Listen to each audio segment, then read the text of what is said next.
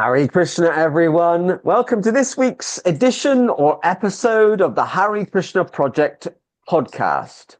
This is episode number 181, which means that, for any mathematicians out there, we're just 19 episodes away from our 200th episode.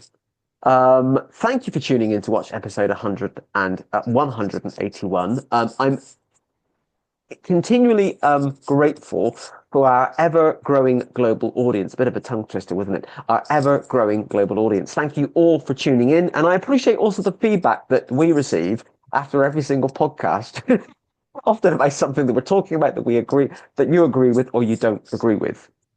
Okay, before I introduce the guest and kind of explain what's happening, I'll just remind you, if you're watching this on YouTube and you haven't already, please hit the subscribe button so you can be kept updated about future podcasts and video productions from the Hare Krishna Project. And or if you're watching this on Facebook, if you haven't already, please do like or follow the Hare Krishna Project Facebook page, so you can be kept updated of all the things that we do here at the Hare Krishna Project. As you know by now, as well as producing this podcast, we also did book distribution, school visits, Hare Krishna festivals, Harinams. We also work in partnership with other temples as part of the League of Devotees. And as you would have seen on social media recently, I visit other religious groups to find out what they're up to. And sometimes I find myself standing outside Hare Krishna temples and offices and doing short, cool videos that get a lot of views. I like to travel, probably why I was given the name Narada Das, because it all kind of, keeps me busy. Okay, it's kind of every podcast is special, but this is extra special.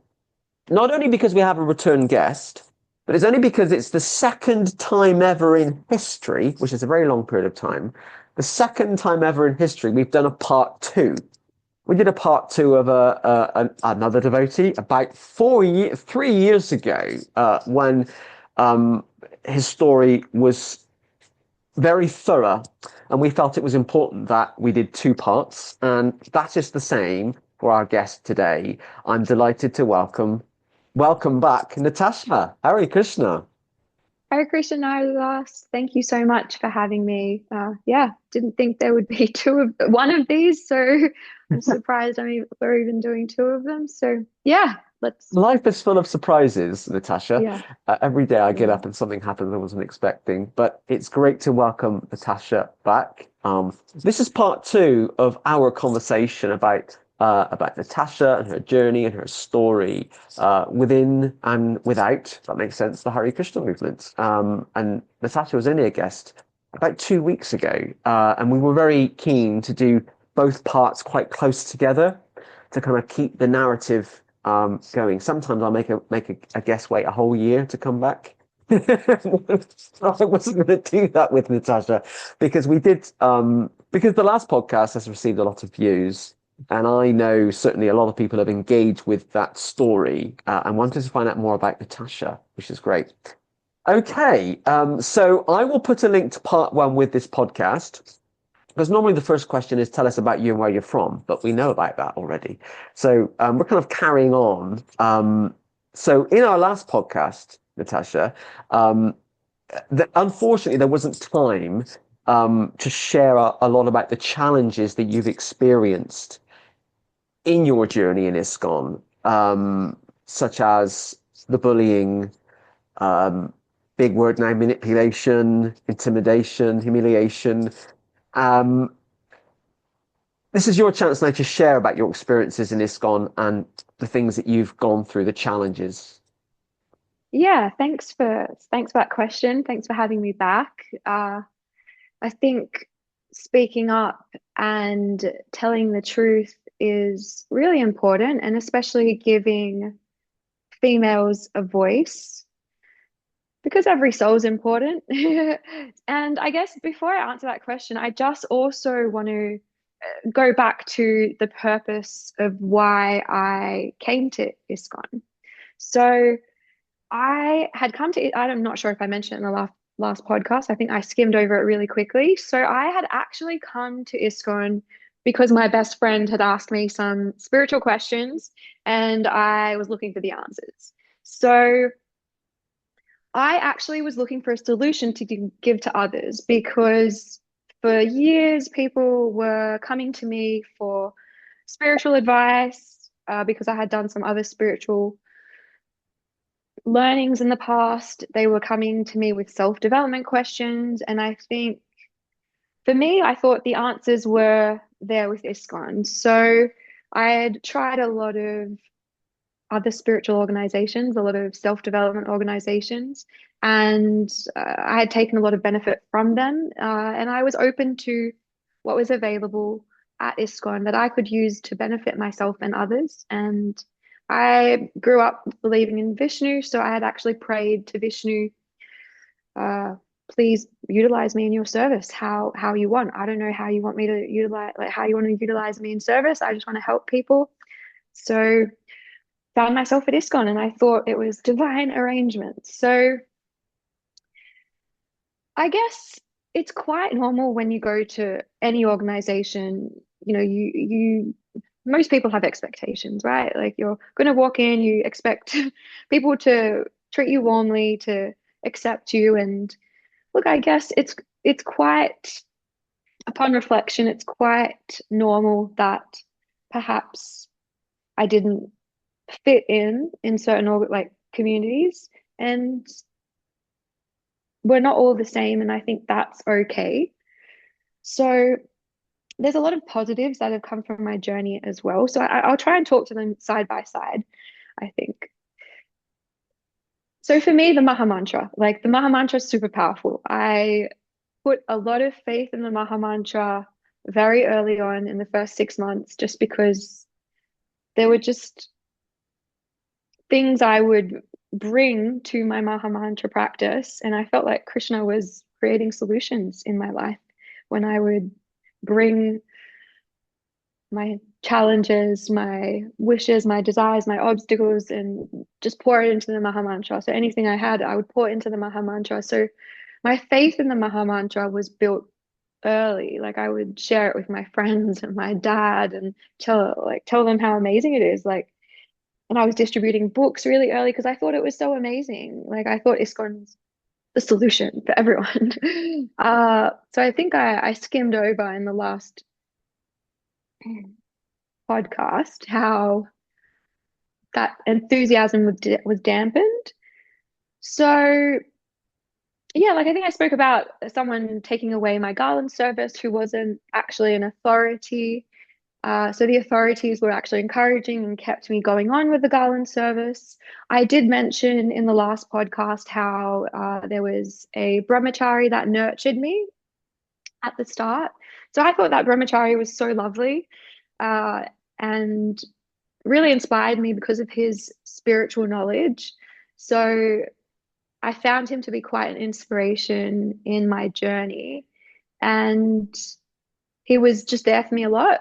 And I found it difficult to find anyone as genuine or as inspiring as him actually in the rest of the community when they would try and pass me along to preaching groups. I would find what he would say and what I would hear in the classes to be conflicting. So there was a point where he had just stopped talking to me, probably to protect his path.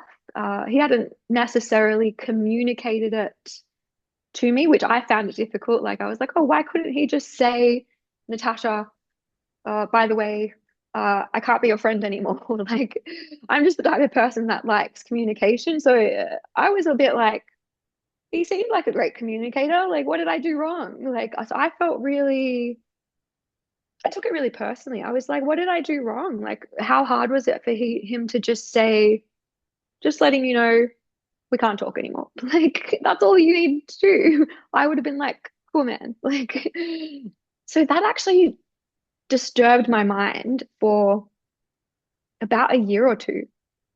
And I was I was emailing him, asking questions, getting no response. And then I felt like he was using classes to try and communicate to me. And I felt like I was getting put down through the classes a lot or blamed like I was something wrong for having spoken to him. And it's like, whoa, like I just came to this community. Like you can't expect me to know like all your rules and dynamics. Like, have you been in the outside world? Like, it's pretty normal for guys and girls to talk and to not get out of control. Like, you can be friends with the opposite sex. So that was abnormal for me because I've always been a boy's girl. Like, I was a tomboy growing up. I've always worked with men. So I found it very easy to talk to men. So I was pretty irritated. Like, I found it rude. Um, and I was like, how, like, they need some communication skills just at that point when they're pulling back. Like, otherwise, people might just leave the community. Like, especially if they're finding that that community doesn't have a lot of like-minded people. So for me, it took a while to feel like a part of the community in ISKCON Sydney. Uh, and I was really hurt that I felt like him and I were friends more than I'd met in anyone in that community. I felt like I had a friendship with him and that I had done something wrong that I didn't know.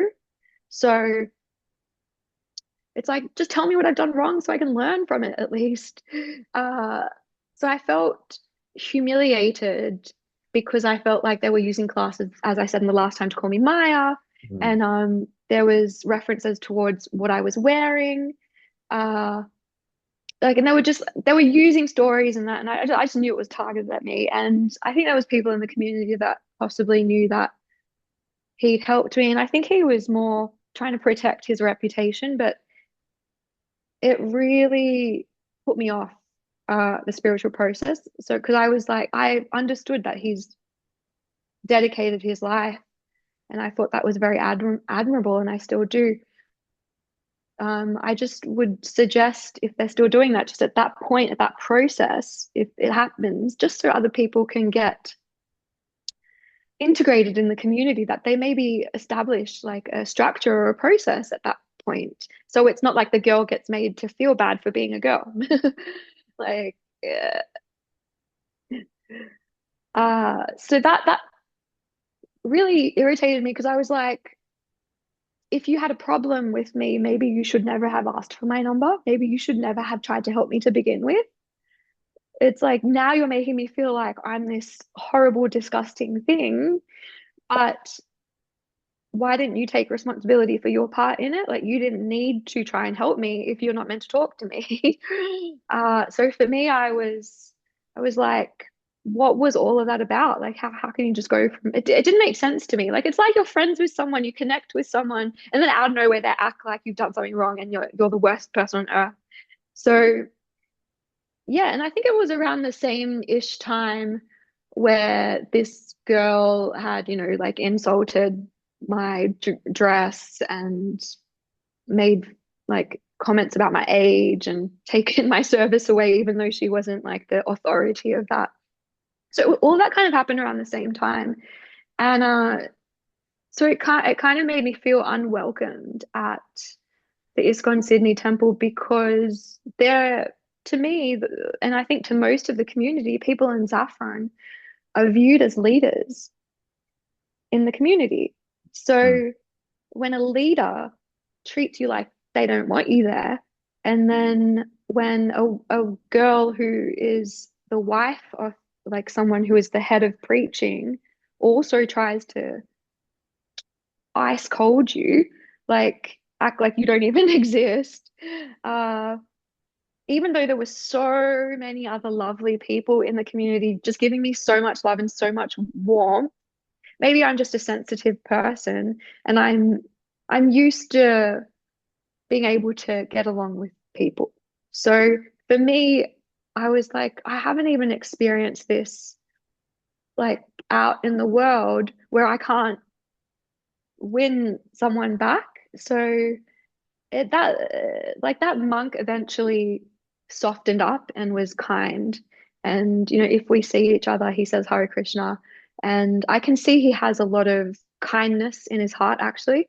So I don't think he was purposefully malicious or harmful towards me. I think he always just wanted to help me be Krishna conscious. And perhaps he got told to just keep some distance to me and didn't really know how to communicate that. Because yeah, so we're on fine terms now. I feel like he's a very respectful person. But at the time when all the other monks were like really looking down on me and making me feel like I was coming to the temple to try and distract them when I was not. I was there for my spiritual practice. And this, I remember it went on up until 2023. So 2021 to 2023, or like end of 2021-ish to 2023. So like almost 3 years or 3 years this was going on. And it really just made me feel so bad about myself. Um, it made me go on my social media and remove photos where I was showing my skin. I would purposefully make sure I was wearing loose clothes at the temple. I would purposely cover myself. I'd learned all the rules and tried to take all the guidance possible. But yeah, at one point, actually, I stopped going because I felt like they were trying to push me out. Um, and even a sannyasi recommended I stopped going, and I was like, they want they don't want me to go to the temple, and I was like, So is can you this just serious? clarify? A sannyasi in ISKCON recommended that you should stop going to the temple for what reason? Sorry. He knew what was going on with all of this, and I had actually These so spoken to him these about it. young boys find you attractive. So just to help them I don't out, know if they find could me you not, attractive, but could you not come to the temple? I I've heard that in other religious groups as well. It's seen as the woman's fault if a man finds a woman attractive. It's the woman's fault because she's not dressed properly. It's crazy. so yeah, so because I was considering taking initiation of this sannyasi who was their initiating guru, their spiritual master. And I had a conversation with him when I was doing my first round of Ashram Life, which already had its own challenges. But I wanted to talk to him about it. And he said to me? He said he just didn't care for one. He was like, he didn't take it seriously. He was like, I thought I was revealing something like, oh my gosh, like, because it was like within my first year. And I was like, oh, I'm telling him, one of the brahmacharis are getting distracted. This is a huge thing. I was like scared to tell him about it. And he pretty much just like, he was like, Natasha, it'll probably happen again and not just from him. And I was like, what? I was like, aren't they meant to be monks? I was like, I was so confused. And I was just like, he he just brushed it off like it wasn't a big deal at all. And that was when I decided I definitely can't take initiation of him because I had resolute I don't know, I can't think of the word right now, but there was like a conclusion in my mind that perhaps these monks could do anything and this sannyasi would just still go, no, it's fine. Like, and I was like, what's going to happen to me then? What if they do something to me? Not that, but, and he just goes, like, I was like, I probably shouldn't have a spiritual master that doesn't care about me. Mm. So Do you feel comfortable giving the name of this particular sannyasi? look, with that story I've just said, if anyone is listening in Sydney, they will know who it is. Mm. Okay. Okay. Um, I but mean, I actually like unfortunately, this guru. yeah. Go So ahead. Sorry, go I ahead. Go don't ahead. mind. I don't mind saying who he is because he was really lovely to me. Actually, I would say was, and he has never done anything to me where I would say that's wrong. Like this guru has said or done this wrong. Like, uh, um, I probably have high expectations of gurus and monks, uh, perhaps, which maybe I just have high standards. I don't know, I think we but all do, and we all do. This is the issue. This is why we become so disappointed when gurus fall and we find out they're doing things that they shouldn't be doing. So we all have, I think, high standards.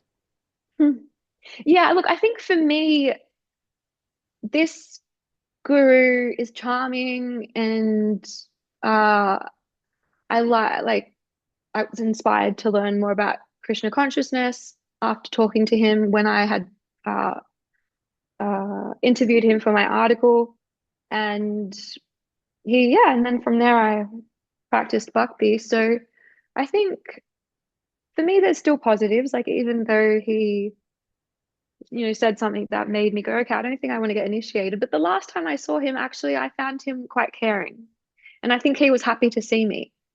So yeah, the last time I saw him, I actually felt like his guidance was appropriate. I really liked when I went to his Vyasa Puja or when he was in Sydney the last time I went, he said a really nice story that I was thinking of recently, and I felt like maybe he's not that bad. He might not be perfect, but he's not that bad. Um, you want to know the name? Well, I think I know the name because you and I have a lot of other, I talk a lot with the guests beforehand, Yeah. but it's up to you. Up to you. I mean, it's completely up to you. I try not I to think force I people mentioned to. him in the last podcast. I mentioned him in the last podcast. Okay, okay. So we do need to go back and look at part one and watch it Yeah, along with part two. Um, okay. people can piece the puzzle together if they like. Yeah, people can piece the words together. And they can always contact me if they want to. I don't know. And Yeah, yeah. on that note, I get a lot of people contacting me, which is wonderful, and I do appreciate it. And sorry I take so long to respond to some messages because some people need a thorough response. Okay. That's like the same excuse gurus use. Wow, do you know, I'm going off on a tangent now. I'm not go Okay, talking of gurus. Um, I wasn't going to do this anyway. So, the guru that I did take initiation from in the end. This might sound silly, but I'm going to just tell you one of the reasons why I decided to take shelter of him and take initiation is because he responded to my email, and I was just Yeah, like, actually meant a lot to me as a person. And he has like thousands of followers. And the guru before that I was kind of following has only a few hundred, and I never heard from him. So I actually responding to emails is really important, and communicating, being a communicator is really important. Um, mm. okay. Before we go on with our discussion, do you want to share anything else around kind of bullying, manipulation, intimidation, and your experiences Um, at ISKCON Sydney? I think classes a lot really affected me. I, upon reflection, I feel the classes manipulated almost every area of my life, and it's commonly well known in the ISKCON Sydney community that they use classes to target specific people and to communicate what they would like to the community based off whatever's happening in the community. So, upon reflection, I have observed that years and years of listening to the ISKCON Sydney classes and taking on the views projected that I felt were targeted at me is why I stopped exercising, is why I gave up a well-paying corporate career, is why I distanced myself from people in my life who would be considered karmis, even though I think they're lovely people and they're not against Krishna or spirituality. So upon reflection, realizing that I feel manipulated heavily by the classes in ISKCON Sydney, and upon reflection, feeling like it's really negatively impacted my life, it, I've stopped listening to their classes. And if I ever listen to any class that I feel like is going to negatively impact my life, I will stop listening to a speaker. I don't care what organization they're from, or I will stop listening to an organize like a particular temple or like I think upon reflection now, it's really important that we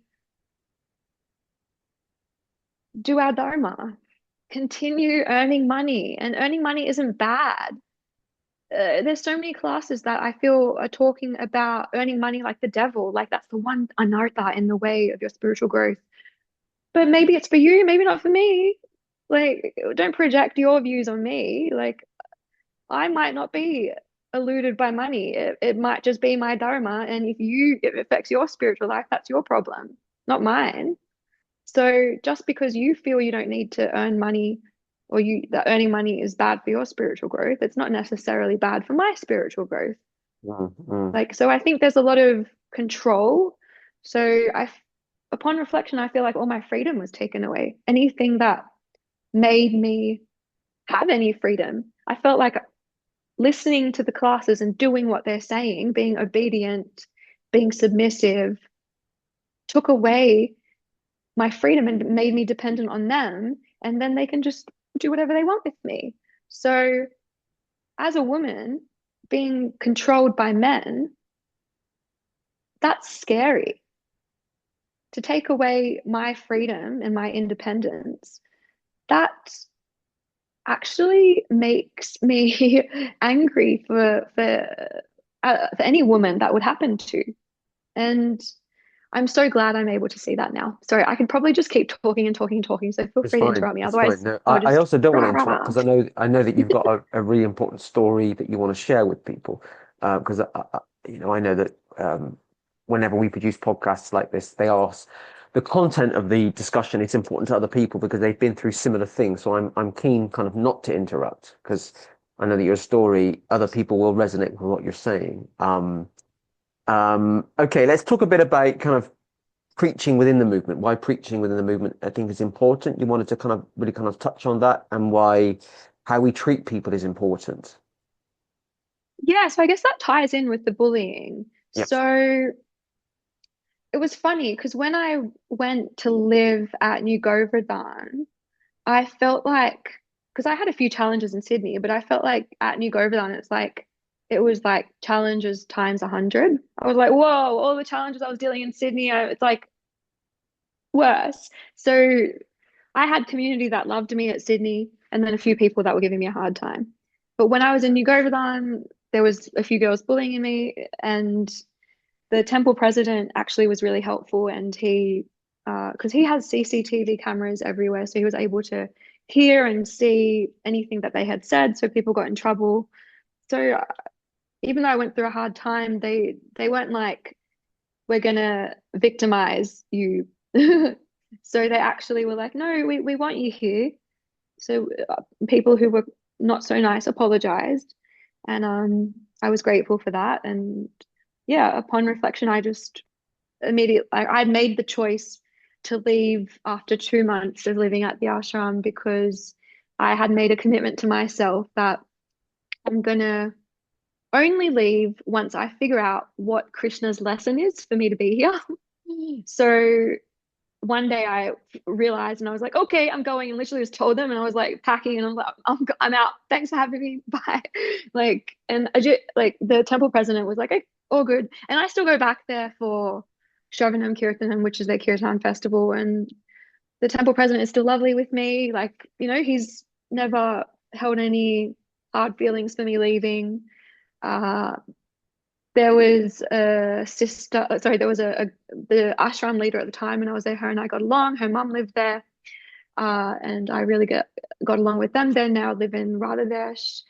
But because I'd had that experience at Sydney that I shared with you, and then that experience at New Govardhan, once I got back to Sydney and I could feel still that these monks didn't want me at the temple, and I was like, how can these people, because some of the people that were bullying me in New Govardhan, they're like kirtaneers, they're like big on preaching. And I was just like, what's the point of going out preaching? Mm. What's the point of going out preaching if then you go back and someone who has been preached to already, you go and try and ruin their bhakti? Like, why? Because then to me, I kind of felt like you're ingenuine. You don't actually care about people's bhakti. You're sharing. Why are you sharing? Why are you becoming a kirtanier or a big preacher? And to me, I was like, they just want the recognition and the validation and the approval. They don't really care about people's bhakti. So for me, I almost at that point going, stopped being a part of ISKCON altogether because of these experiences. And I actually found, funnily enough, I reminded me of class I'd heard from someone from the manor who we were talking about earlier, um, a brahmachari who's now a sannyasi. And I was listening to his class where he was talking about practice what you preach. Before you go and preach, practice what you preach. And I really resonated with that. And he brought up the qualities of a devotee and spoke about Bhakti, Vinod Thakur, and there's a quote how before you go out and preach, close the door and preach to yourself, or something like that, right? Have you heard that before? Mm, mm. So that really made me feel seen and heard. I was like, whoa, okay, maybe there is someone in ISKCON who cares. That's what I thought. And I was like, so that person, unfortunately, was the only reason I continued my bhakti at that point. Because I was like, okay, maybe ISKCON has some hope. So for a while, like once I got back to Sydney, I was trying to find a place to live because before I went to New Govardhan, I changed my whole life. I was renting an apartment that I loved. I had like a view of the city, Sydney city. It was in North Sydney because I was living there because that's where all the media agencies are. So my job was there when I was working in ad sales, and so I loved my life there. And I gave up that apartment, packed up my life, stored things at my dad's place, and went and drove to New Govardhan, only to come back to not even know where I was going to live. So I bounced around for a bit.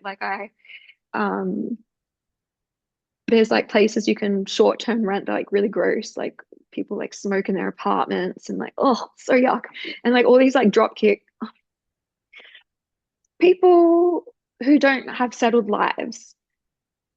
Sorry, I'm just So way too. the term the term drop kick to me means something else. But What I what think does that that mean? well, a drop kick in wrestling is it's a wrestling move. Oh yeah, it's a wrestling term. Okay.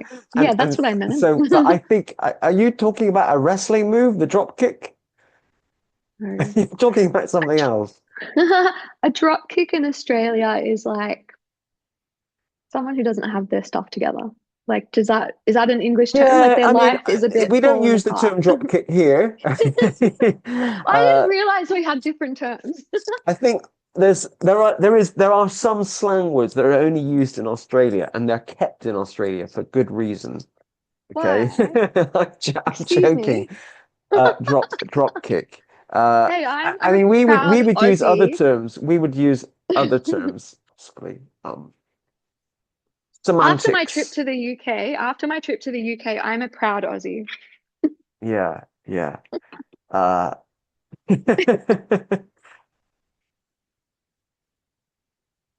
Where were so we at? we What were were we talking talking about? about I was listening to your story about how you had given everything up materially, and then you left New Govardhan and you were going back, and you didn't know where you were gonna stay or where you were gonna live, and you found some places Okay, where people so were that was a drop kicking. funny so that was a funny journey. It was like to even come back to Sydney, I was really just trusting Krishna because I was like, Krishna, I don't know where I'm living. Like, I don't know what I'm doing. Like, you got to help me. So, like, I was, yeah, living in that disgusting place because I was really trying not to move back home with my parents, right? Like, that's like, no, not moving back home with my parents. So, I ended up staying at my dad's place for about a week and then left and lived with a devotee. Like, he had a spare room, this lovely devotee here in Sydney, which everyone knows. He's a beautiful dancer. Um, a gay guy, and everyone knows who he is, and he's just so lovely. And he had a spare room, and he was away, and charged me really cheap rent. And yeah, actually, I remember that was when that devotee that inspired me to stay in ISKCON. That's when they took sannyas, actually, when I was living in that uh, apartment. But yeah, so eventually because I was really also trying not to move into the Govinda's ladies ashram. So when I came back to Sydney, we have Govinda's restaurant in Darlinghurst, and then they have a men's ashram and a ladies ashram. And I was like, oh, I need a break from, but I knew that was an option. And I lived with another devotee as well, actually, who gave me a really hard time. That was a really funny experience. Krishna puts you through some odd stuff. I'm not going to talk about that one because I'm friends with this person now. So I'm not like, so just to, if I was to say anything bad about when I lived with them, we're moved past that. But anyways, so I ended up moving into Govinda's.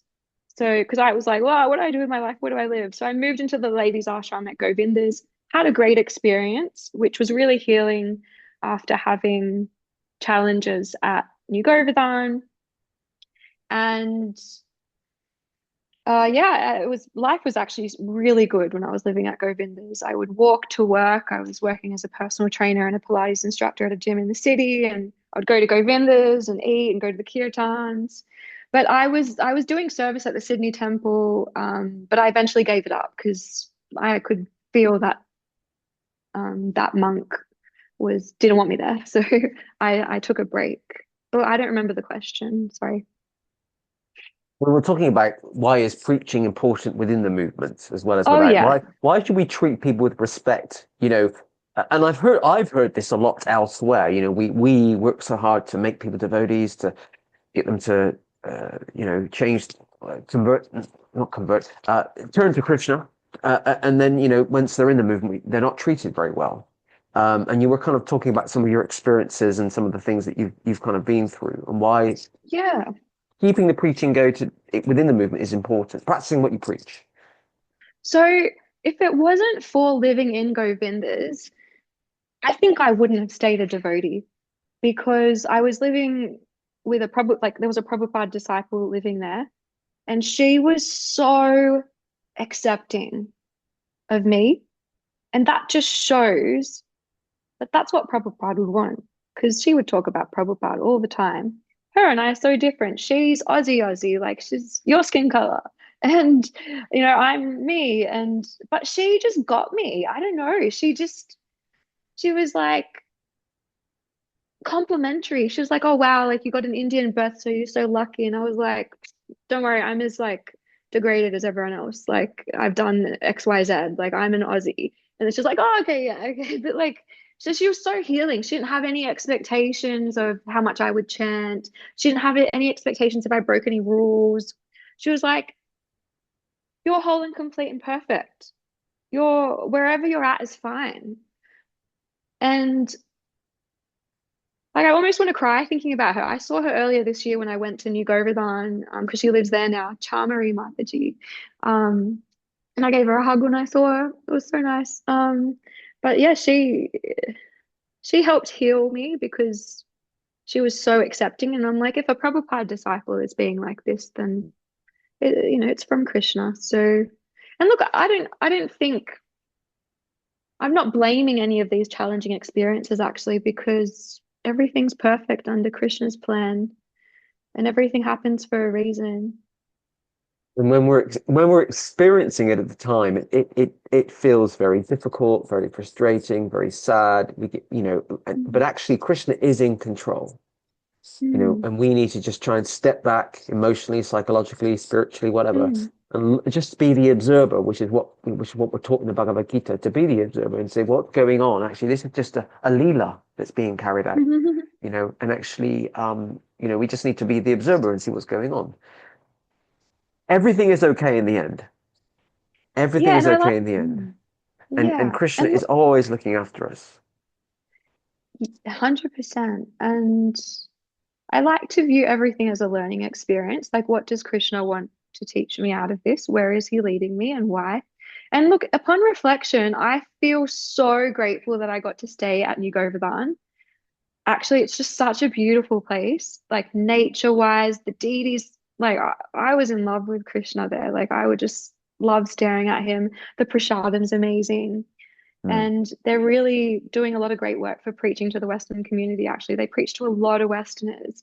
So I think they're doing really well. And they have yoga teacher training. And I think it's a really beautiful place, and they have a lot of great kirtaniers, and I just love speaking to new devotees there, actually. They're so open because they're usually like hippies and they're just like chill and cool and like they're just like ready to do it all. Like, oh, that sounds great. Like it's just and the devotees there are so sweet, actually. Yeah, there's some I really think of that just have such kind hearts. Like there's someone called Shastra Chakshu. Oh, the most humble soul, and he's got so much knowledge. Like that was one of my favorite parts, actually, being in his kirtans. He's an older devotee. Like, yeah, and he does book distribution. His kirtans are so sweet, and he's so humble. Like you would never know how knowledgeable he is because he's just so like in the background, and he's got such a sweet nature. And yeah, there's Damodara lives there who you've had on the interview. I really love that community actually. Like there's even though I've had challenges with some people there, even if they're not my best friend, I still think they're amazing actually. Canada was a guest well over a year ago. I mean, time goes really quick, but it was around, I think it was around the spring of 2024, possibly. I mean, I actually, Damodar doesn't remember this, which I'm very sad about. But I actually met Damodar 21 years ago at Bhaktivedanta Manor.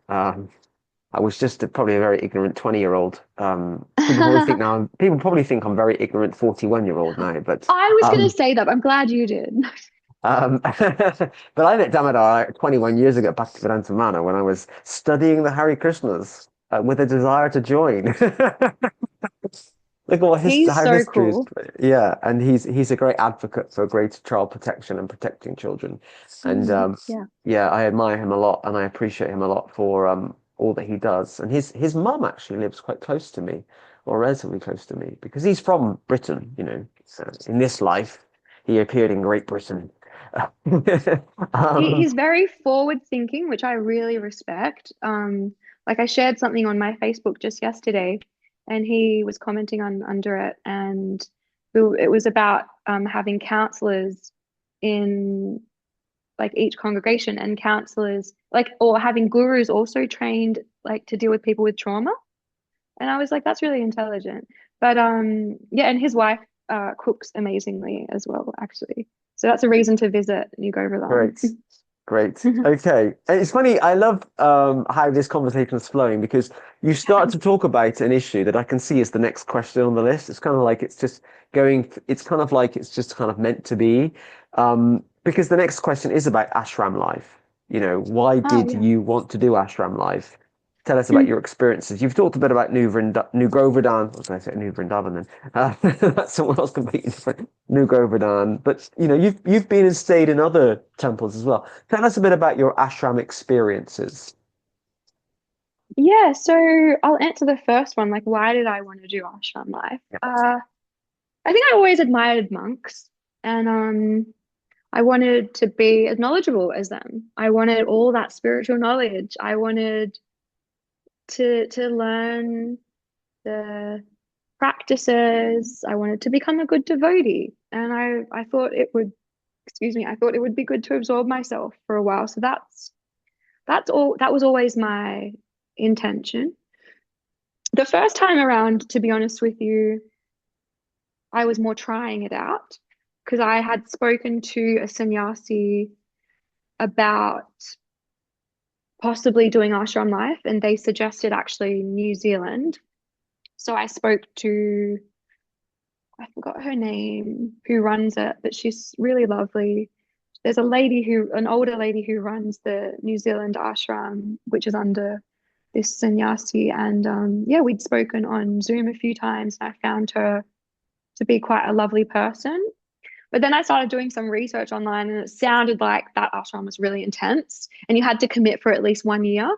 So I was like, oh, like I don't feel ready to commit for a year. So I think what I'll do is try it out at New Govardhan, and then if I want to do it longer, because I loved the temple community and this other New Zealand one, the New Zealand one was not temple centered. So for me, I just loved the deities so much, and I loved nature. So New Govardhan was a fit at the time. So I didn't. when I walked into New Govardhan, I was like, I'm here for a good time, not a long time. Like, but I guess the temple president was like talking to me about, oh, you can stay here long term, and which that actually kind of freaked me out at the time because I was like, whoa, like just trying this out, man, like don't lock me in. And but upon reflection, it's such a great opportunity, actually. I think to be able to live at New Govardhan long term, I think anyone that gets that opportunity is really blessed, actually. The deities, so beautiful, the prasadam, the association, like you don't need anything else, like just the books and some good mentors and you're good. Like, so upon reflection, I'm just so grateful that that opportunity was given to me, even though I didn't take it. Like, I feel like even though I didn't take the opportunity, I just feel grateful that I got it. Even so, I think your intention when you walk into a place almost shapes what you'd put up with as well. So for Mm. me, I think because I was like just trying it out. So then I wasn't gonna put up with any like a lot, right? Whereas this time around, when I went to the manor, honestly, in the back of my mind, I was like, I want to do it for a minimum a year or two. Literally, I'd already made that decision. And so once I got there, I was like, if I'd meet someone, I'd be like, so how do I get to stay here longer? And they're like, you just got here. Let's figure out if you like it here first. And I'm like, why are they saying that? Like, I just want to serve. I just want to learn. I want to give myself fully. What's that about? But now I understand what that was about. So look, I was ready to tolerate anything this time around. And I was ready to, yeah, I was ready to tolerate anything. But the problem was, I guess, I was roughly diagnosed with complex post-traumatic stress disorder. And perhaps because of that, if I feel sad about something, or if I feel, yeah, like if I get triggered, I just cry. Like wherever I am, I'll just cry. Whether it's in the temple room, whether it's in the garden, like so if I am sensitive, I will cry. So unfortunately, when I got to the so I wanted to do Asham Life literally just to learn and dedicate myself. Now, I think there's pluses and minuses, in every experience. So the manor is an amazing, I would say it's a beautiful community. Like the community at whole, I felt was really welcoming and really embracing me. And but unfortunately, the girls that I immediately lived with, from the moment I had met a few of them, they were giving me a hard time. And it's like no matter what I did, I couldn't win them over. So I just started to distance myself from them. Uh, but they had quite the push that, no, we need you all to get along. And I was like, but I've tried and they don't want to. So I think I tried to get myself kicked out of there, to be honest with you. I told one of the well, I told like they call it like her the pastor. So they have like a few people that run the Brahmacharini ashram. I told her privately, I was like, oh, like maybe I'm having these troubles because of my PTSD and I forgot to bring my medication from Australia. But the funny thing was, I wasn't on my medication before that, and I was fine. It was to me, I honestly thought that like, yes, these girls are bullying me, and I'm crying because of them. Like, I was like, it just makes like, why wouldn't? Yeah, Can you just clarify? I think we're now talking about Bhaktivedanta Manor, yeah, and just so because I know when you were there, but just so our viewers and listeners were aware, so you stayed at Bhaktivedanta Manor earlier this year, didn't you? 2025. yeah, yeah. Uh, So I actually had, yeah. for about 2 months, I think you were there. So I didn't stay at the manor for 2 months. So I had the intention of doing their Veda course, which I was so excited about. Actually, initially, I was going to look at their next level one. So that's a 3-month course, but the next one was a 6-month course. But the time frame that the course was for, it overlapped with my brother's wedding, which is in September. So I was like, I have to be at my brother's wedding. I can't do that course. So I was like, why wait? Just go there earlier and then just stay for longer if you can. Like that was my intention. I wanted to be there up until I had to come back for my brother's wedding. So I probably would have just if my plan had happened, not Krishna's plan, I would have come back around now. Can I also That was just ask a question before we continue? And you don't have to answer this if you don't want to. But complex PTSD, you've been diagnosed with that. Thank you for sharing roughly. it with us. Roughly, what again, you don't have to answer this, but what has caused that? Is there some events in your life that have caused you to be roughly diagnosed with complex PTSD? Yeah, I had some like panic attack type symptoms. Uh, that was it. Like I would occasionally have panic attacks. I didn't know they were panic attacks until I'd done research. I just thought I was breathing funny and hyperventilating until it happened in front of someone and they're like, you're having a panic attack. And and I had certain symptoms like sometimes feeling a bit sick, like a bit nauseous, like I want to vomit, but I can't. Hmm. Uh, and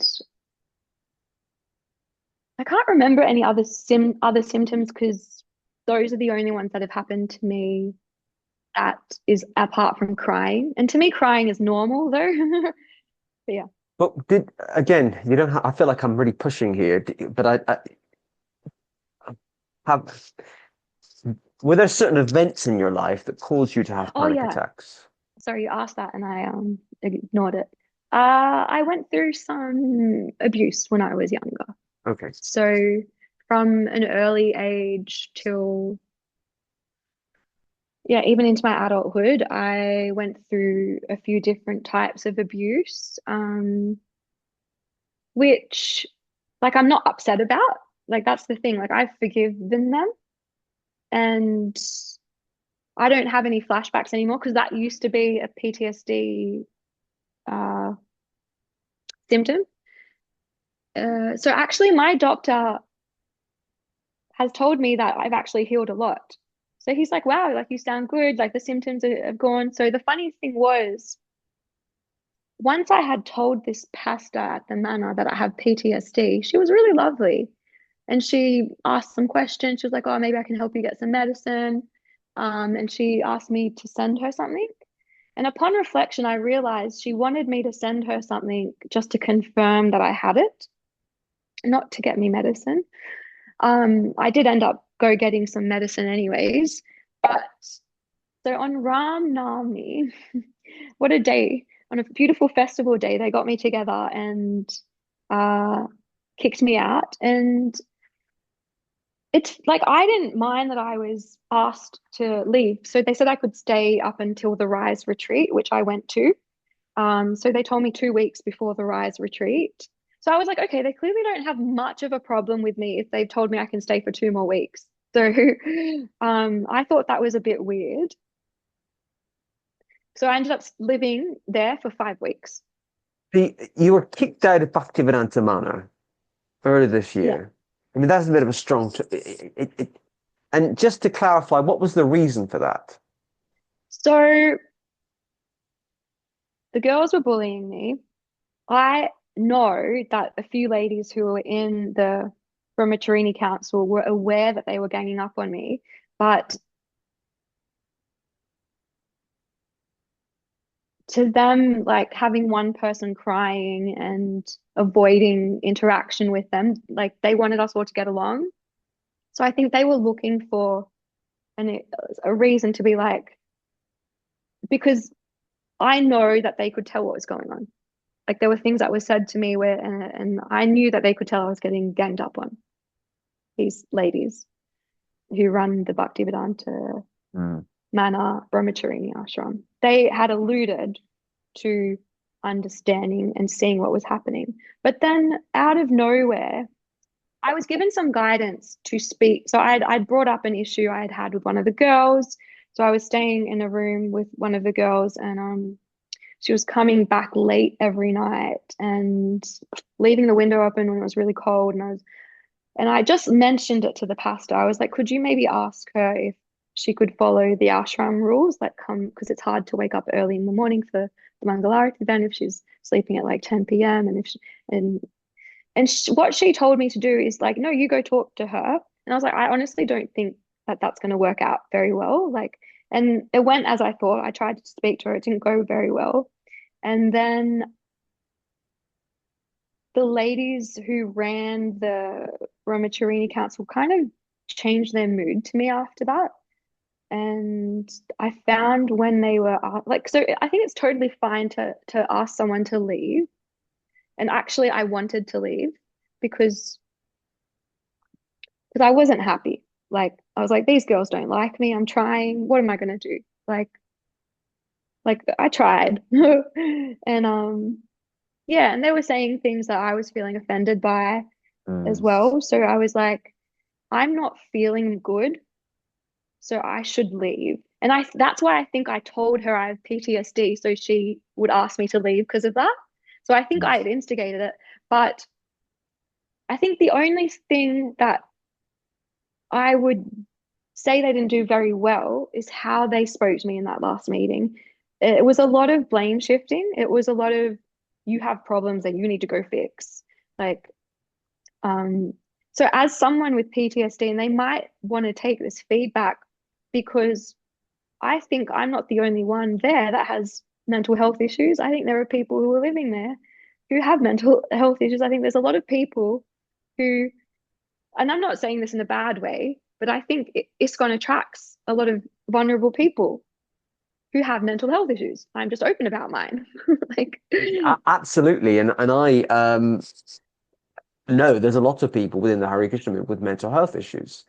You know, a lot of people join religious groups like ISKCON and other groups as well, not just ISKCON, for different reasons. And one of them is because it's providing a kind of otherworldly experience. You know, we're disillusioned with the world, or we're unhappy about the secular system of society, mm, and we can go and live in an ashram, or we can live in this environment. So there's a lot of people with mental health issues, and a number of them have been on this podcast over the last couple of years talking about their mental health issues within the Hare Krishna movement. And just to yeah, say, for the reasons that you've talked about are the very reasons I've never just moved into an ashram and never wanted to. I hate the thought of someone telling me what time I have to get up in the morning, what time to go to bed. see, I don't mind being told what to do if I agree with them, but then, yeah, if I don't agree, I speak up, and that's the problem. Well, And that there has, happened. understandably, with an ashram experience, there has to be an element of conformity. And you, like me, I think, are non-conformists. So that term can mean different things, but we're non-conformists. We don't not conform because we're naughty, but because it's just not part of our DNA, the way we work, you know. Um, Mm. uh, yeah, yeah. Well, I was speaking to one of my best friends today about this, and I was like, and even I was speaking to my dad about work situations, and I realized that sometimes I think I know better, and I believe I know better, and I don't let go of that when I feel like I can come up with what Prabhupada said, or yeah, like things to back it up. So I'm like, don't know if I agree. So I don't mind waking up early, sleeping early, going to the morning program. I actually love Mangalarti. I love doing my japa in the morning. I love Tulsi Puja at any temple. I fell in love with it at the new Govardhan temple. So I think that was just such a perfect place for me to fall in love with the morning program. It's magical there. You must one day try it. And this has somehow turned into a promotional video for New Govardhan, but it wasn't the No, no, intention. not at all. You can talk about what you want. I mean, it doesn't really bother me. Some people think that some of these episodes are quite anti-ISKCON, and they're not actually anti-ISKCON. They're anti-injustice and anti-unfairness and anti-abuse and anti-manipulation. They're not anti-ISKCON necessarily. I mean, if ISKCON keeps messing about, we'll keep talking about it. ISKCON starts behaving itself, and we'll talk about it. But no, actually, I've interviewed so many people, I forget everyone's name, but at least two devotees have been to New Govardhan who live there, and they've talked very positively about it on this podcast Yeah. before. Yeah, I've heard lots of great reviews. So maybe if I'm allowed to visit.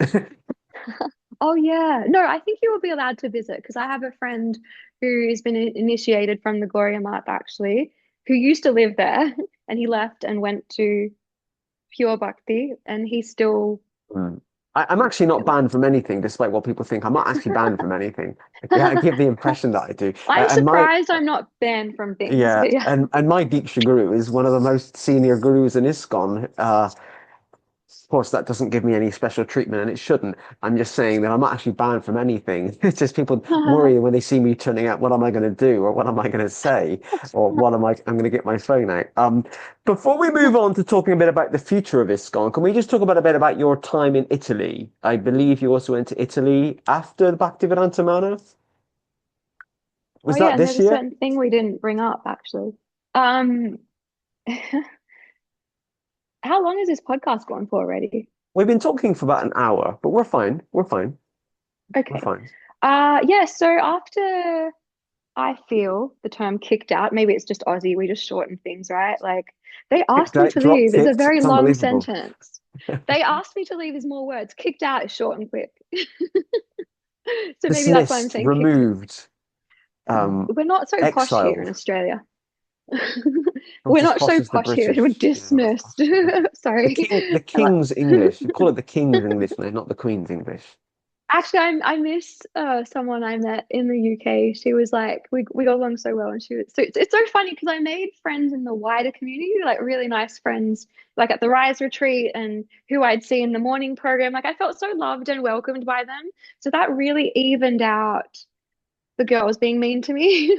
So I felt like I was able to survive because I was given so much love by yeah, I felt like I met some like-minded people in the UK community. So that I was quite sad to leave them. I wasn't sad to leave the ashram.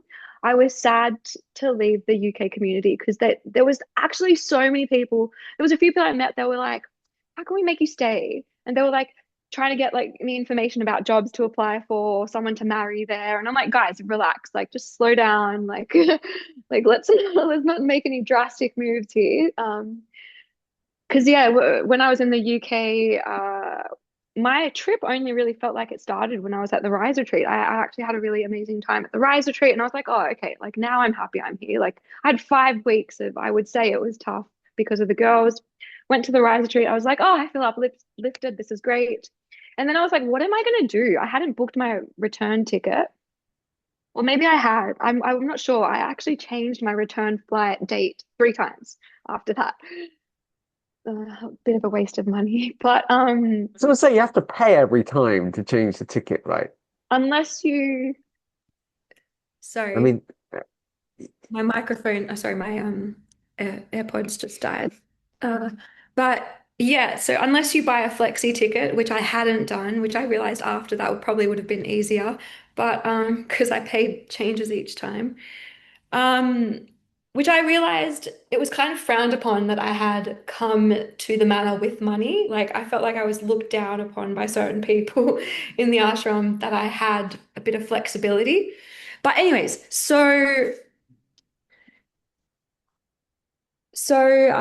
when after the Rise retreat, I well during the Rise retreat, I'd met someone who lived at Radhadesh, so she helped me book to go stay at Radhadesh for a few days during Kadamba Swami's Vyasa Puja. So that was really nice. I actually found Radhadesh to be really beautiful. Like it's a castle. Have you been there? yes, I've been there a few times. Yeah, it's very Yes. nice.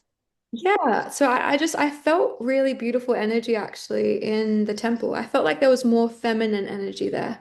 Like I really liked how the ladies and the men were split up during japa time. Uh, I don't know whether that was for the men or the ladies, but I liked it. Um, And yeah, I just felt like there was a lot of feminine touch. I could just tell by the design of things around. I felt other temples were quite masculine in comparison. So I just felt like, oh, Radharani's here. And I felt like there was a lot of like motherly love there, like a lot of older ladies that were there that were just so warm and welcoming and were like, oh, you should stay here forever. And I was like, maybe I will. And I asked actually to stay, and it turns out whoever was on the Brahmacharini Council in the UK had told them not to let me in the ashram there. It's okay. I guess it's all Krishna's plan. So look, now that I'm back in Australia, I was like, if my PTSD is in the way of me giving my love to Krishna, then that's my biggest motivation to heal. Actually, nothing else motivates me. So that was a reflection I had, I think maybe yesterday or the day before. Because I really just wanted to give myself to Krishna. Mm, Seriously, like it was just like I don't care about anything else. I wish I cared about something else. Please, Krishna, make me care about something else. Like when I was back here in Australia, I was so sad. Honestly, I was so. But yeah, I went to Italy. Sorry, that's the question. So yeah, I went to Rather Desh. After Rather Desh, I was like, I don't know what I'm doing. Do I go back to Australia? But I met someone at Rather Desh who was from Italy, who I didn't ask, but was like, Natasha, why don't you go stay in like an ashram in Italy? And they had connections and hooked me up. And I was like, this is Krishna's plan. I'll go. And upon reflection, I think it definitely was Krishna's plan to make me not feel rejected by Krishna. So I ended up staying at Villa Vrindavan for just under a week. And they actually need a lot of devotees there to do service. So I, yeah, there's a lot of really sincere devotees there. Like people who are not seeking attention, seeking fame, name. Not that there's anything wrong with doing that for Krishna, but I just think sometimes you forget Krishna when you do mm, that. mm, And I've observed it can be a distraction for some people. I think they lose focus of Krishna. But I'm not judging. I think that's just my own observation and reflection. Any service is great service. But yeah, for me, I'm inspired by sincerity. I'm inspired by people who are just like got this element of shyness and got this element of I'm so happy in this simple service. And then once you speak to them, they have such a beautiful story that you're I just wanted to cry after hearing one of the stories from someone there who was just so content in their service and yeah, and just in doing their sadhana. And I was like, far out, like they're so pure. And so I'm so grateful I got that experience. Villa Vrindavana is so beautiful. Pizza is one of my favorite foods, and Italians are just so cool. Like, I just really love Italians. And there's so many, like, there was one devotee who picked me up from the train station. He's like the temple taxi driver. And it was so interesting because he just told me this story about how when he tried to turn away from Krishna and Krishna in his own way found him. And I had a similar experience and no one had ever kind of shared a story like that with me. And I was like, it's so nice to hear someone else share something of a similar experience of when you try and turn away, but Krishna doesn't leave you alone. And I just felt really touched and inspired by the devotees in Italy. Yeah, and the only reason I didn't stay for longer is because I realized a lot of people can't speak English, and I was like, it was nice for a few days, but then I was like, I need to talk to someone. Like, it's nice for a few days to have silence. Like, I was like, I talk a lot, and then people talk a lot to me, so it's nice to just have silence. But then after a while, I was like, nah, I need to talk to people, and I decided to, because I was a bit ill, like I'd caught some, I think it was COVID. I was like sick, and I was like, I just want to go home and lie in my bed. Like, so I went to Rome for a few days and lived like a non-ashram devotee. That was kind of a nice way to finish off my trip. And I probably should have contacted you. I didn't know you then. We could have met up in the UK. yeah, yeah. I'm often here in the UK. I go to France quite a lot and to Scotland, which are yeah, I was gonna say preaching areas for me. It sounds like I'm a preacher, but yeah, I'm in the UK a lot, and we've got a lot of mutual friends. But maybe in the future we'll have the opportunity to meet. But I'm certainly sure that we'll be serving together a lot in the future. Yeah, kind of pushing forward for greater justice and fairness within the Hare Krishna movement. Let's talk a bit about the future of ISKCON. I love because so everyone's aware that Natasha and I have been exchanging quite a few emails over the last couple of weeks and messages really about this part two and wanting what do we actually want to talk about. And I said to Natasha, do you know, I'll ask you whatever you want me to ask you. There's only a few issues that I don't ever talk about on I this thought that was meant to be a secret. No jokes. Yeah, on the odd occasion, I do. I say to the guest, "You just put the questions together, and I'll ask them." You know, and that actually shows that I have a lot of faith in the guest, and I see that the guest is mature. because I think we did the part one, and I kind of know your vibe and the issues that you want to talk about. And I actually love question four. I really love it because it actually reminds me of a marketing campaign here in the UK. I'm not sure. Hey. So the question is, why do you think the future of ISKCON isn't orange? Now, the Why? reason why you forgot you even put that in the email. So the reason why I love that is because I think it was a Vodafone commercial years ago. The future's bright, the future's orange. No, sorry, not Vodafone. Orange, of course, orange. The future's bright, the future's orange. It was a very successful marketing campaign for a mobile phone company because I can Was still remember it that after. nice? No, it wasn't produced by ISKCON. I'm joking. They're against mobile phones. They're against you having your own mobile phone. You have to share it with the ashram leader. So you shouldn't be looking at that. You shouldn't be looking on Facebook and looking Yeah, at don't pictures of that things. happen. Not at the manor. It's not like that at the manor. Okay, so why do you think the future of ISKCON isn't orange? You know what? When I first got into ISKCON, because I loved the idea of monks so much, and monks inspired me so much, what I thought were real monks, not that I'm saying anyone isn't a real monk, because I think anyone that dedicates their life full time to Krishna and gives up earning money is definitely a selfless soul and should be recognized for that. And look, I wanted to be that, but I'm unable to fully give up my freedom, to be honest with you. Like when I went to the manor, I had a backup plan.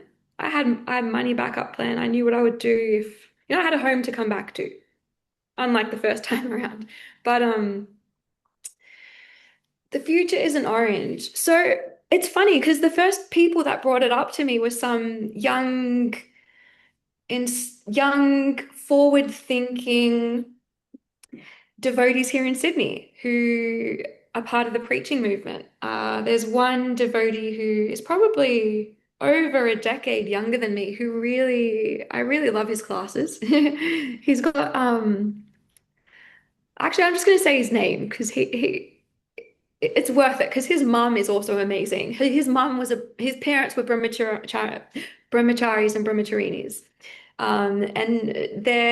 His mom has a prasadam like a devotee restaurant in between no, yeah, they're at Port Macquarie actually. So whenever I would drive to New Govardhan, I would always stop at Port Macquarie and go say hi to her and get some food.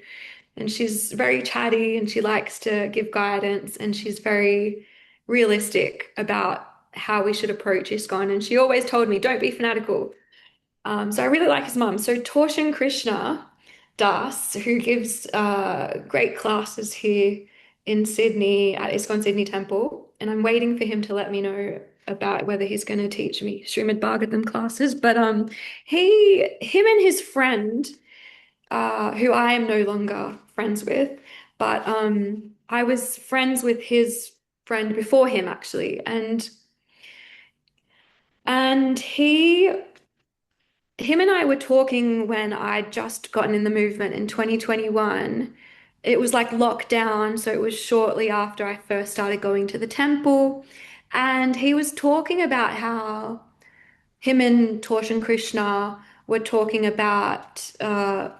So this devotee is a good kirtanier, and his whole family are devotees at ISKCON Sydney, and his family are really lovely to me. And he has a sister I'm also friends with, like not like best friends, but I see around. But so he was telling me, so we were talking about some other things. Like I had noticed how um certain preaching movements were really separate, and I didn't understand why. And I was like, why aren't we all just one happy family? Um, like I didn't understand that. I was like, oh, we're all the same. Like, why is there this competition? Like, because what had happened is I obviously went to the temple first, ISKCON Sydney, and then I started looking online for more things that were Bhakti related in Sydney, and I ended up getting in contact with Kirtan Sydney and talking to the people who run there. And like I'm a chameleon, as I said last time. I can double in the Indian community, double in the Western community, play both roles, and I feel comfortable doing that. And like ideally, it would be nice to meet more people who are similar to me, but I haven't really met like you. I'm not sure if you know the difference in Indian community. Like I'm Punjabi. Do you know what that is? Oh, you do? Okay. Yeah, Well, yeah, I'm yeah, not. yeah, yes. So I'm not Sikh Punjabi. I'm Hindu Punjabi. That's just the term for the guys don't wear turbans in my family. So, anyways, and within even an Indian community, like the Gujaratis, for example, versus Punjabis have different dialect. They have different food. They have different things they're known for. Like, for example, my previous spiritual organization I went to, which ISKCON would probably call Mayavadi, but they actually talk about Krishna as God as well. So they don't need to hate on them, just letting you know they talk about Krishna as being God too. But there's mostly South Indians in that organization. So South Indians and Punjabis are very different. South Indians are known for being really intelligent, being less extroverted than Punjabis. Punjabis are known for being extroverted and for being bubbly and uh, a bit, yeah, you're saying yes to Yeah, that. no, I've heard I haven't heard all of this, but I know I've even identified differences between particularly Gujaratis and Punjabis. They're very different types of people. You know, the Punjabis are, I gotta watch what I say now on this podcast. The Punjabis are a bit like the Irish. They love to have, yeah, I'd say like have a drink, have a dance. They're very kind of easy. Whereas the Gujaratis are not like the Irish, and the Gujaratis are like, I'm not gonna, I might tell you offline, but because it's not appropriate, but the Gujaratis are more kind of small C conservative, very astute, good business people, a bit They're more known kind for of, being business people. Yeah. yeah, and a bit, I would say well behaved. I'm not saying the Punjabis are not well behaved, but just a bit more kind of like small C conservative, you know, like never step out of line, whereas the Punjabis do step out of line. The Um, Punjabis would be proud of not being conservative. Yeah, yeah. I'm proud of not being conservative too, but I have quite a few Gujarati friends, and I just wind them up really. But it's nice. So, so it's so funny. When I was in the UK, because so many people, so it's, by the way, the ISKCON Sydney community has like no single people around my age. Like, I'm 36, I think I said in the last one. But for some reason in the manor, there's a lot of single guys in their late age. So there was like one guy living at the manor who was like, somehow he'd become, I don't know why I'm saying this. Should I say this? Say what Um, you want. I don't know. I was just laughing about why there's lots of single men in ISKCON, but it's not appropriate. I'd say offline, but okay. yeah. Okay. So okay. So we talked a bit about singleness in the last in part one, didn't we? And you know, and I didn't get to why orange is important, but go on. yeah, we talked a bit about singleness and that ashram, you know, last time, and actually that struggle of how do you apply the Vine ashram system to Western liberal culture. You know, sometimes I feel like I'm a monk, and I just, you know, and sometimes I feel like I'm definitely not a monk. You know, sometimes it's the day of the week, or the season of the year, or the time of the day. You know, I'm and sure so monks would feel the same way as you. yeah, yeah, yes. I mean, yeah. Anyway, okay. Carry What was on, your carry on. question?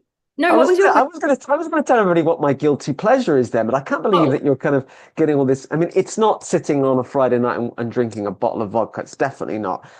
ooh, I love okay. peanut butter. I absolutely love peanut butter. It's like one of my favorite things in the world. So my guilty pleasure is just getting a jar of peanut butter and watching some lame comedy show on a Friday night, and just eating a jar of peanut butter, which I mean in, you know, so what I'm saying is I often don't feel like a monk and I'm watching some terrible TV show Narada, eating peanut butter. can I just stop you? You really disappointed me there. I thought you were going to say something a lot more controversial. Even if there was, I wouldn't say it on a recorded podcast, would I? I was like, wait, are we not allowed to eat peanut butter? Is this like, because yes, like we are allowed to eat peanut butter. it's like I find out a new thing each time I speak to someone that we're not allowed to do, and I'm like, I don't think I can do this anymore. But the thing that ISKCON is banning soon is independent thought. You're not allowed to think for yourself. That'll be a fifth regulative principle. I give up my individual thought, thinking for yourself. I mean, I think the GBC are discussing it. You're not allowed to think for yourself. It's another joke. It's my English wit, but it wouldn't surprise me. I know this is not a very funny joke, but I'm going to say it because it's actually not a very funny joke. In the Bible, where Herod gives an order for all the children under the age of 2 to be killed, because he thinks one of them might be Jesus. Yeah, that's not No, this isn't funny. This isn't funny. And if the GBC issued a dictum for all the children under the age of 2 to be killed, it wouldn't surprise me. Just wouldn't. I just kind of go over my head. I think I've changed the whole mood of his podcast now. We've gone from peanut butter to really, really bad stuff. Okay. Maybe I need to get a stronger medication because I'm going to start crying. Okay. No, I'm joking. I'm Okay. joking. So That we're was a talking. joke. We're talking about. It's good. We're talking about why the future isn't bright. I'm sorry. Why the future isn't. We were talking about why the future isn't orange. So they want to preach to Westerners, right? Westerners don't even understand arranged marriage. Why would they understand someone who is given up companionship and sex life? Sorry, like I'm very straightforward, and this is You can why use the word. You can use the word sex on this podcast. Okay. maybe if you're under 16, just don't watch. Or yeah. But I observed when I was at New Govardhan, a lot of them were taking shelter of Mahatma Das and Vaisheshika Das. And to be honest, I actually really respect that because it's like they're acknowledging, I've done the research. It doesn't seem normal to me. This is what seems normal to me, and this is who inspires me. I have seen so many Saffron people take shelter of Vaisheshika Das, and that actually makes me feel really happy. I'm like, okay, wow, you have acknowledged that there is normality and there's no upper class in the Saffron. Also don't understand the Saffron because I I have personally felt like I have distracted many Saffrons. There was one actually, and you're not going to think this is who I'm talking about because I haven't actually told you, or maybe I've told you this story, I'm not sure. But there were this, when I stayed at the manor, there was someone in Saffron who I thought was kind of giving me attention, but because of my experience here in Sydney, I tend to just ignore if people in Saffron give me attention because I've felt like quite a few of them here in Sydney have given me attention. But because I used to talk to one of them, and I know that was years ago, and they're all still in Saffron, I don't ever think anything of it. I'm like, psh, like unless they're in white, I'm not taking you seriously. Like whatever. But and I think personal experience is really important to share because sometimes maybe people have had similar experiences. And so when I was at the manor, uh, what I didn't mention earlier, which what I was going to mention, is there's this really funny devotee who works there, who I'd met on Harinam, who I would see around a lot, who's super entertaining. But somehow, like after we'd started talking, he'd somehow become like my interest keeper, like people who were interested in me. He knew all of them and he would tell me about it. So he would come to me with, this person's interested. What do you think, Natasha? I'm like, I don't know who that is. Like, I don't know. And he would give me their bio data. Like Indians would know what that means. Bio data means like how old they are, what they do for work. So I was like a no to like every one of them pretty much because I wasn't there for that. They assume women are there. And I honestly feel like it's so degrading. Like, why can't a woman want to dedicate herself full time for spirituality? Why do you think she's there just for marriage? That's your degraded view of women. That's not me, that's your projection. So I'm 36 and single because I've made this choice for a long time. Like if I wanted to just marry anyone, I would have been married by now. And why do you think like it's like they just assume single women are desperate? And like to be fair, I know single women do get worried as they get older, But that doesn't mean there can't be one that's not important. Like they actually just want to grow spiritually. So I feel I feel offended. I forgive people. I forgive you, don't worry. But I feel offended when someone just assumes I'm there for a man. It's like, why do you think that I think a man is the most important thing in my life? My dad has been telling me to get married since I was 18. If I really cared what he thought, I would be married by now. If I cared what, We might be talking about the same person, but we can maybe name him after. But I know one no, guy at no, Bhaktivedanta. no. I Oh know no, God. one guy. I know one guy at Bhaktivedanta Manas who, as soon as he finds out that a woman isn't married, he'll go up to them and ask them when they're going to get married, and it's kind of really inappropriate. And this is a Oh Western white guy. He has this no, obsession with asking single women when they're getting married. It's none of his business. no. This guy, we never actually spoke about it. He told me people saw him talking to me and they knew I was brahmachari. And I was, see, at New Govardhan is very different to the manner when it comes to brahmacharinis. So I told you in the last I'm not sure if I mentioned in the last podcast how there was, rules in the ashram at the Bhakti at New Govardhan. And I followed all those rules. And it was so nice to have men leave me alone. Like I am telling you, to go to, because when you go to Sydney Temple, so many guys are just coming up into you and talking. I'm not freaking here for that. Leave me alone. So when I was at New Govardhan and guys were leaving me alone, it was the most free I ever felt because the temple president there is like, these are brahmacharinis. They're here for spiritual life. So they know to respect, like you would a Saffron monk, they know to respect their spiritual path and leave them alone.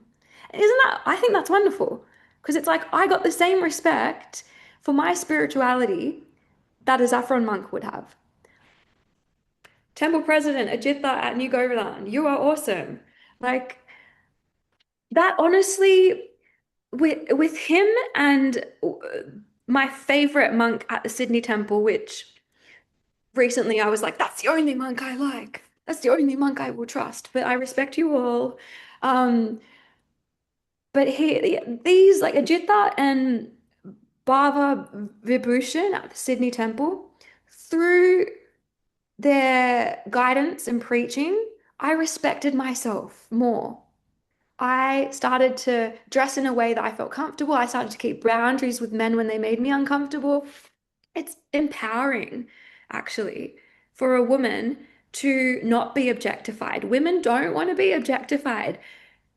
It's almost like society brainwashes us in a way to think we want to be because that's somehow our value. But when I had that space, I really felt that spiritual bubble that I was able to go deep. And when I came back to Sydney, that was what I always wanted back. That spiritual bubble where men are just leaving me alone and I'm away from that lusty energy. Because even so, having someone do that to you or viewing it, it disturbs you actually. So when I came back to Sydney, I struggled a bit with having to interact with the opposite sex in work, and I was being really picky and only training women as a personal trainer, and it was great because I was a Pilates teacher. Most of them are women there, but there's nothing wrong with sex desire. That's what I'm saying. I don't think, I don't, and this isn't a disrespect to Prabhupada, but I think sex desire is almost like if you take care of your health, the more you take care of your health, actually that increases. The more you eat healthy, that increases. Like if you get better sleep, if you eat properly, if you exercise, your uh, hunger for that increases. So to feel wrong about that can really mess with your head.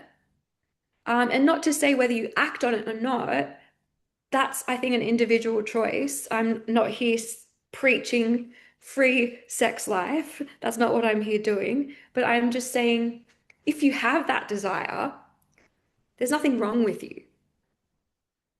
So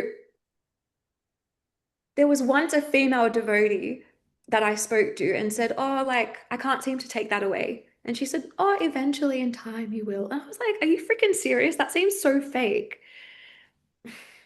And I'm not going to name who she is because she's a friend now, but my mentor, who I have a very open relationship with, and I respect her and I look up to her so much. And I just think she's the bee's knees. And I love her so much. I call her my spiritual mother. And she was like, Natasha, that's normal. I have it. It's normal. She's like, as long as you're in this body, you will have it. And she takes really good care of her health. So maybe that's, like she eats Ayurvedically and, she will make sure she goes for swims and stuff. But I just think it's really screwed up to make someone feel wrong for that. But so that's one reason why I feel like the future isn't orange. But I didn't realize I was going to be this straightforward. But Well, also, you wanted to make part two more of an open, honest podcast about different things. So I think it's great. I think it's great. And I mean, a view I would certainly share with you, I think I'd share with you, is that we need to talk about, not me and you, but the movement, we need to talk about sex more often. And often, social studies have shown that religious organizations and religious communities where they don't talk about sex and they suppress it, there are higher levels than of sexual abuse and pedophilia. Some groups, for example, the Jehovah's Witnesses and the Mormons, where we don't talk about sex. Sex is a very private thing between a man and a woman. In those communities, they take a more traditional line, but then because it's not talked about, whereas in a more kind of liberal Christian groups, where they talk about sex more, there's lesser instances of sexual abuse and pedophilia. I mean, the stats are there. It's not just my opinion; those are the stats. yeah. So that, to be honest with you, I walked into ISKCON quite conservative. Um, like I've never I, been conservative. oh, that's good. Oh, I've had a lot of weird experiences in my life, so I probably am not conservative, and I am not a straighty 180 myself. Like obviously being 36 and single probably speaks for That's itself, but another Australian term, straighty 180.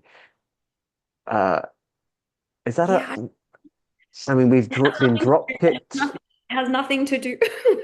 I mean, wow. Straighty 180 means you're not doing things how everyone else does them, or like you might want to wear shorts to work.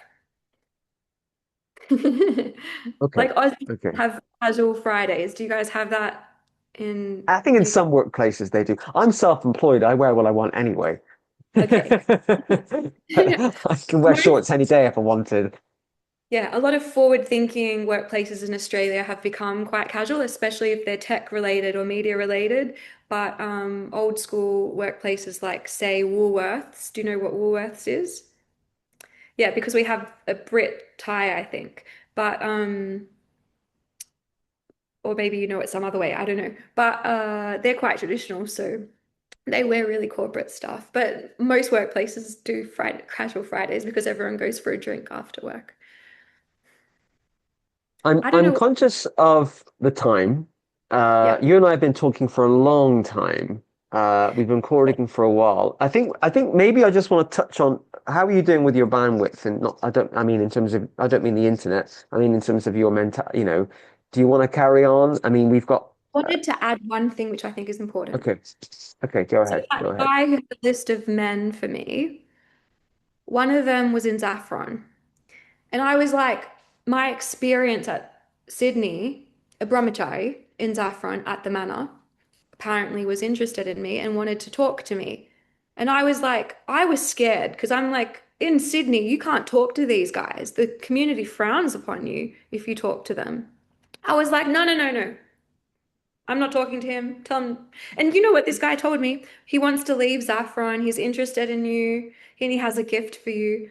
And I was like, I thought someone will murder me if I speak to him. I'm like, no, no, no, no, no. Seriously, like the community in Sydney makes you feel like if you speak to one of them, it's so frowned upon.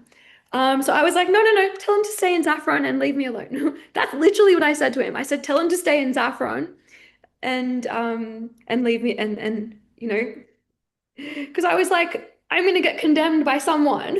Like, someone will curse me if this guy leaves saffron for me.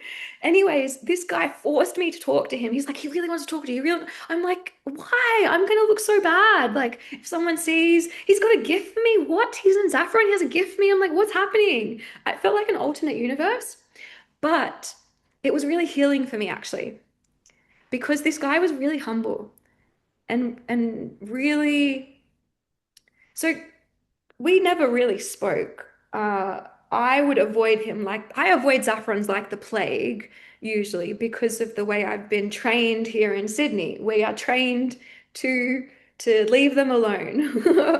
And we were told to when we were at the manor as well, like to respect their path.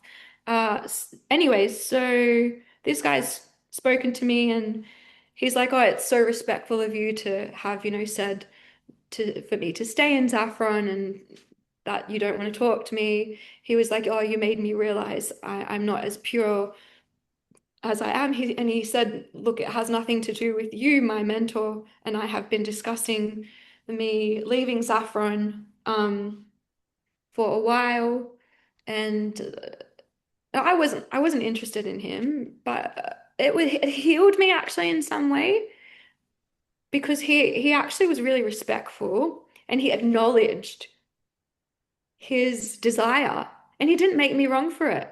You know what he said? He was like, you helped purify me.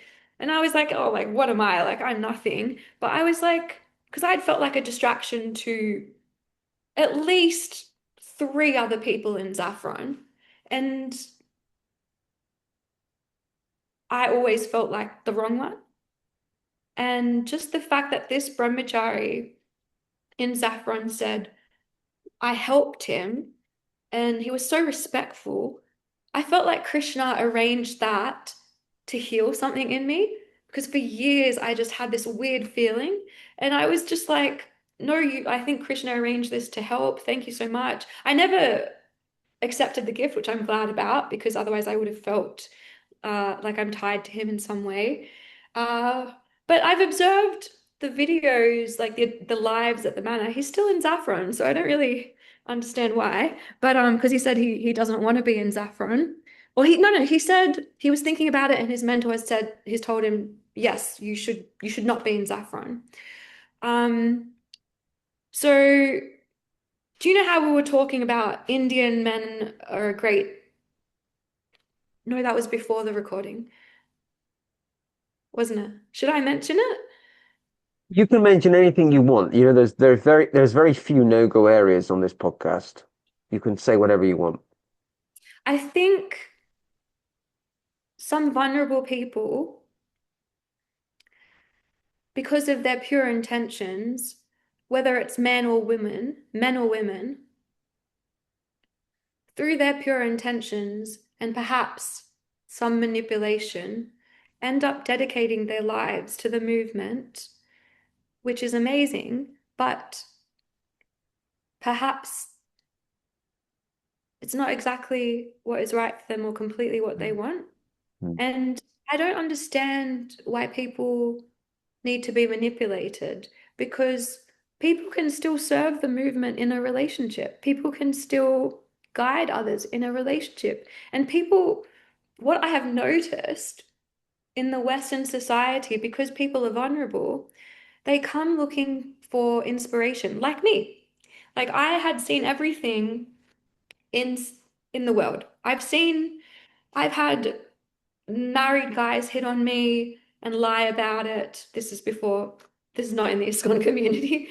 I'm not, but this is like in, my life, just in general. I've had multiple men who are taken, lie, and people have tried to convince me to do weird things like go to swinger clubs. So I'm not unaware of what's going on in society, and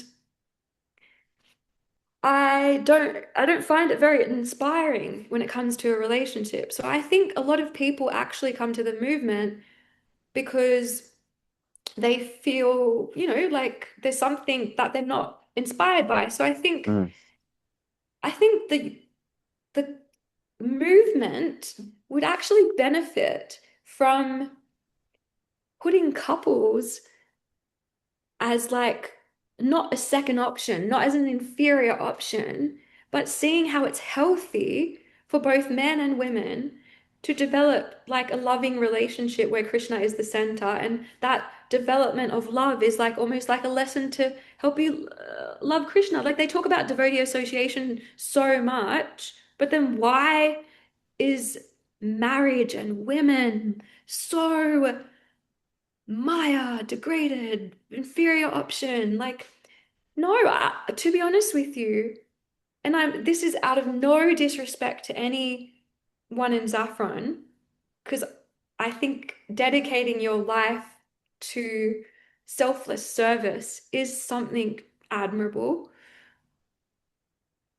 But as a woman, just with my experience and observation, because I know being in a relationship with someone and committing to someone and working on that is challenging, I think that that is something worth glorifying. That commitment, I think, is worth glorifying. And I think perhaps because of other spiritual learnings, I've always heard in my upbringing, in many other spiritual organizations, that marriage is a place for purification. That's what I have heard. Because actually being single is easy compared to working on a relationship with someone. Just like working on a relationship with devotees is challenging, working on a marriage is challenging. But also, it's so interesting because I really do, I think I need to mention this next part. So I think I really used to really put monks on a pedestal, right? Like I thought, and I still, I'm not saying I don't think good of them. I'm just saying I put them on a pedestal that perhaps they could be like ideal men. But for some reason, Krishna put me through experiences of meeting women who I really connected with, who had married guys who were in Saffron, and they weren't the best feedback. So I took it as a sign from Krishna. I only really know one couple or two, actually, two couples where the guy, and they're fairly young couples, where the guy was in Saffron, but they're Westerners, so Caucasian like you, not Indian bodied like me. And so they're Westerners. So they did brahmachari saffron life for a little while, and then they met someone they liked and they decided to change dress. Or there's one couple at New Govardhan who they were friends before he went in saffron. And then, yeah, they always got along really well. They're such a cute couple, actually. I'm not close with them, but just observing them, they're so cute. But yeah, they were friends first. He went in saffron and then he changed cloth and they got married. And they're both serving together so wonderfully. So I don't know. I feel, and the other couple, they do a lot of preaching together. Um, both of them lived in an ashram community and met there and connected. He had been doing it for longer, and I've seen them both, and they're just so cute together, and they're both committed to preaching. So I don't know. For me, I don't, I grew up on Bollywood movies. I grew up on love stories, like romance, but like to me, love always felt spiritual. To me, falling in love with someone and committing to someone for your life and going on the journey with them, that's always felt spiritual. And I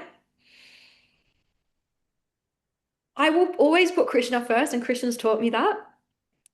But I don't think marriage is a inferior option for anyone. And maybe fair few can be alone and still be focused on Krishna and be the brahmacharis for life or sannyasis, but I just think it's really rare to be able to do that. And I think ISKCON needs to be a little bit more realistic and and give women a place too. Like if I got the opportunity to live in an ashram and preach and teach, I would just be the happiest person.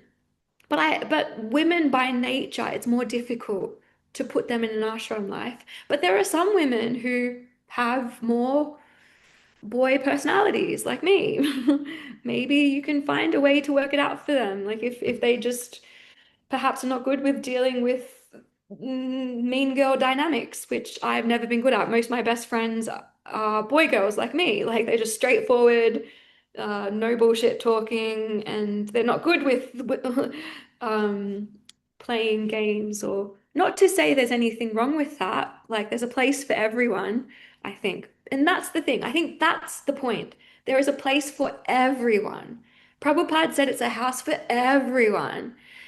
And we just need to follow Prabhupada. So I Mm, just feel like mm. the advertisement is Prabhupada, but behind that, it's not really Prabhupada. So I just feel like Prabhupada is used as an advertising platform for ISKCON, and I still think ISKCON does great work. They distribute so much food to the needy. They're still distributing the holy name, and they're still t bringing people closer to Krishna. So, you know, they've helped me get closer to Krishna. Just because I'm gonna still keep practicing in a different way, that doesn't mean I didn't take good from my time with ISKCON. Natasha, we've been recording for almost 2 hours.